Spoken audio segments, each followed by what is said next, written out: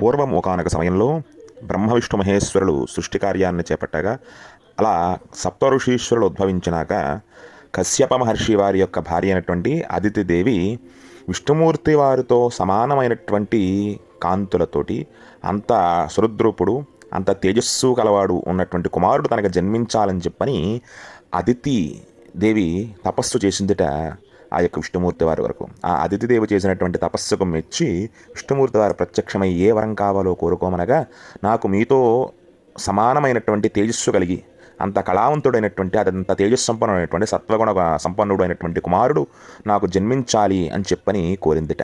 అంతటా ఆ యొక్క విష్ణుమూర్తి వారు వరాన్నిచ్చాట.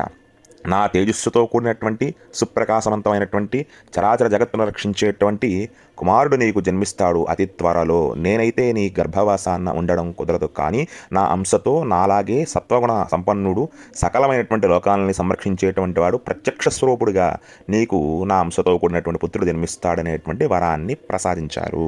ఆ విధంగా మహావిష్ణు స్వామి వారి యొక్క అంశతో నారాయణ అంశతో అదితిదేవికి సూర్యనారాయణుడు అనేటువంటి పుత్రుడు జన్మించాట. ఆ పుత్రుడు ఎలా ఉన్నారయ్యా అంటే మహా తేజస్సంపన్నుడు, కళాపరిపూర్ణవంతమైనటువంటి రూపము. ఆ యొక్క కుమారుడు చరాచర జగత్తుకి కూడా వెలుగునిచ్చేటువంటి సృష్టి స్థితి కారకత్వంతో కూడినటువంటి ఎంతో దివ్య తేజస్సంపన్నుడుగా ఆ యొక్క కుమారుడు జన్మించడం వల్ల ఆయనకి సూర్యనారాయణుడు అనేటువంటి ఒక నామధేయం చేశారు. కొంతకాలానికి ఆ స్వామి సప్తాశ్వాలని రథంగా చేసుకొని అనురుడు ఆ రథాన్ని తోలుతుండగా చరాచర జగత్తుకి సూర్యుడు ఉదయించి అస్తమించేటువంటి వరకు కూడా జగత్తరందరికీ కూడా వెలుగునిచ్చేటువంటి భగవంతుడిగా మనందరికీ కూడా ప్రతిరోజు ప్రత్యక్షంగా కనిపించేటువంటి దైవంగా ఆ స్వామి దర్శనమిస్తూ ఉన్నారట.